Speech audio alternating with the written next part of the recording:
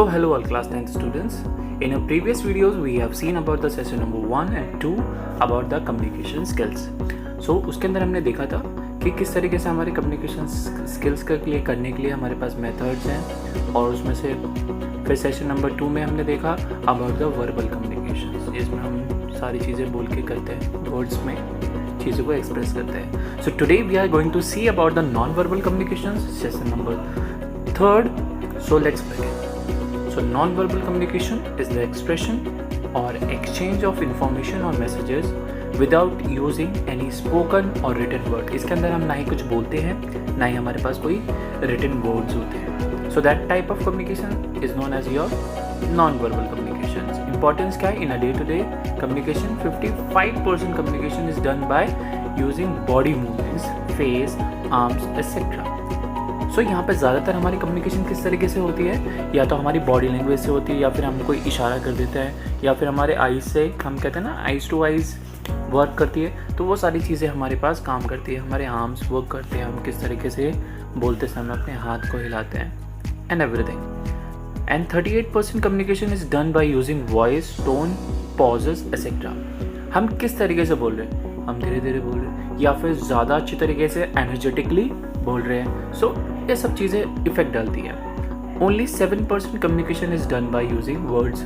जो मेन हमारी वर्ड से कम्युनिकेशन होता है that is only 7%. So maximum is from your non verbal communication. Type क्या है हमारे पास यहाँ पे नॉन वर्बल कम्युनिकेशन के?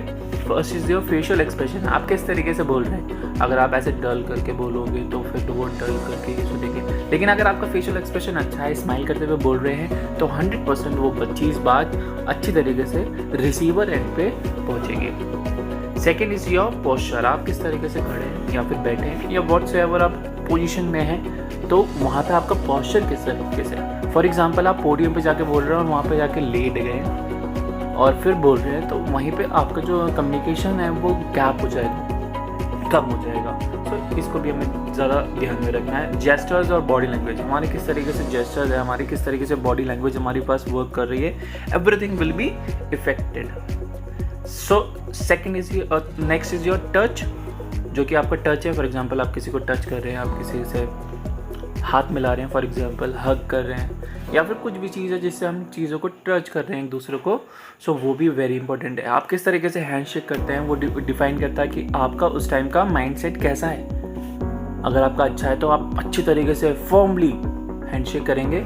अगर आपका मूड ऐसे ही है तो आप ऐसे आराम से धीरे से वो हिला देंगे हाथ. ठीक है. Next is your space. आपका स्पेस किस तरीके से वर्क कर रहा है, आपके चारों तरफ किस तरीके से वर्किंग हो रही है. ठीक है. स्पेस हमारे आसपास कैसा है. आई कांटेक्ट, हमने कैसे आई कांटेक्ट बना रखा था. हम कभी कभी जब पोडियम पे जाते हैं कुछ भी चीज़ के लिए, प्रेजेंटेशन के लिए, तो हम बहुत ज़्यादा नर्वस हो जाते हैं और हमारा आई कांटेक्ट नहीं होता है टू दी ऑडियंस. जो चीज़ हम बोल रहे हैं वहीं पे हमारा कम्युनिकेशन गैप हो जाता है. अगर आप आसमान में देख के बोल रहे हैं तो कम्युनिकेशन नहीं हो पाएगा ना. तो अगर आप आई कांटेक्ट के द्वारा बोल रहे हैं या फिर अपने किसी दोस्त से बातचीत कर रहे हैं और उसके आंखों में देख के बातचीत सही से नहीं कर रहे हैं, तो शायद वो चीज़ें नहीं पहुँच रही होंगी. So that is very important. फिर लास्ट है पैरा लैंग्वेज, यानी कि आपका टोन, आपकी स्पीड, आपकी वॉल्यूम, सब चीज़ डिपेंड करती है वो आपके कम्युनिकेशंस पे. So these are the types of your non verbal communications. So next session में हम देखते हैं about the communication cycle and the importance of feedback. So यहाँ पे हमारे पास क्या है, कम्युनिकेशन एक साइकिल है जिसमें वन आफ्टर द अनदर एक चीज़ आती है और लास्ट में हमारे पास आता है feedback. For effective communication, it is important that the sender receives an acknowledgement from the receiver about getting the message across. यानी कि हमेशा ऐसा होना भी चाहिए कि अगर आपने किसी को कोई मैसेज करा है तो वो रिस्पॉन्स करके ओके कहे या फिर कुछ ऐसा कहे जिससे पता लग जाए आपको भी कि वो मैसेज वहाँ पे पहुँच गया. अब जैसे व्हाट्सएप में हमारे पास ऑलरेडी पता लग जाता है when we have the blue ticks कि उसने वो मैसेज सीन कर लिया है. वो एक एक्नॉलेजमेंट होता है, हमारे को पता लग जाता है कि दैट हाँ जी हमारा जो मैसेज गया था now it is being seen. ठीक है. वहाँ पे ये चीज़ें बहुत इंपॉर्टेंट होती है. अब हमारे पास फीडबैक कैसे होते हैं. While a sender sends information the receiver provides a feedback on the received messages. वो कुछ रिप्लाई कर सकता है as a form of a feedback. ठीक है। अब टाइप्स ऑफ फीडबैक कितने हैं? पॉजिटिव फीडबैक हो सकता है अच्छा, और दूसरा है नेगेटिव फीडबैक, बुरा भी हो सकता है, या फिर कोई भी फीडबैक नहीं हो सकता, है ना। इस तरीके के हमारे पास डिफरेंट टाइप्स ऑफ फीडबैक है। Good feedback is one that is, देखो जरा गुड फीडबैक में क्या क्या क्वालिटी होती है। That is specific, avoid general comments, try to include examples to clarify your statement, offering alternatives rather than just giving advice, allows the receiver to decide what to do with your feedback। यानी हमारे पास जो specific है, हमने जो आपने message भेजा उसी से रिगार्डिंग आपको वो फीडबैक दिया जा रहा है, तो that is one of the good feedback. Timely, being prompt is the key, since feedback loses its impact if delayed for too long. अगर आपने मैसेज आया और आपने जल्दी से रिप्लाई कर दिया तो वहीं पे वो चीज़ अच्छी फीडबैक में गिनी जाती है।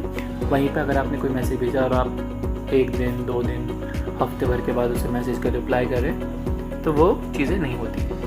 Third is polite, while it is important to share a feedback, the recipient should not feel offended by the language of the feedback, ठीक है। और next is offering continuing support, feedback sharing should be continuous process.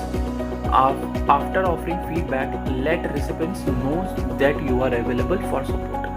So सब चीज़ हमारे पास होनी चाहिए, इसी से हमारे पास पता लगेगा कि फीडबैक, नेगेटिव फीडबैक्स हमें चाहिए ही नहीं, और ये सब चीज़ें नहीं करते हैं तो यानी कि ऑब्वियसली हम नेगेटिव फीडबैक्स में जाते हैं और कोई फीडबैक नहीं कर रहे हैं, कोई मैसेज का रिप्लाई नहीं कर रहा है, तो that is no feedback. Importance क्या है फीडबैक का? इट वैलिडेट्स इफेक्टिव लिसनिंग, हाँ जी आपने वो चीज़ें सुन रहे हैं, इससे ये पता लग जाता है। इट मोटिवेट्स, हमारे को भी पता लगता है कि अगर फॉर एग्जांपल हमने कुछ अच्छा करा तो आप वो बोल रहे हैं, कुछ हमने गलत कर दिया, कुछ गलत हमने चीज़ें बोल दी, उसके बारे में भी आप बता रहे हैं, तो इट मोटिवेट्स कि हम चीज़ों को अच्छा करें और अच्छे तरीके से बोलेंगे। It is always there, every time you speak to a person we communicate feedback, so it is impossible not to provide one. It boosts learning, feedback is important to remain focused on goals, plan better and develop improved products and services। ये सारी चीज़ों को हमें देखना है, इससे हमारी जो लर्निंग है वो बूस्ट अप होती है। इट इम्प्रूव्स परफॉर्मेंस, यानी कि फॉर एग्जांपल अगर आपने फीडबैक नहीं देंगे तो आपको उसको पता कैसे चलेगा सेंडर को कि उसने वो जो चीज़ करी है वो सही है या गलत है। अगर आप उसको बताएंगे तो वो इम्प्रूव करेगा अपने परफॉर्मेंस पे, ठीक है। So feedback is very important. So these are the thing, और इसके बाद नेक्स्ट हमारा सेशन 5 वो हम अपने नेक्स्ट वीडियो में कवर करेंगे। So that's all for today and we will meet in to a next video. Till then take care, bye bye.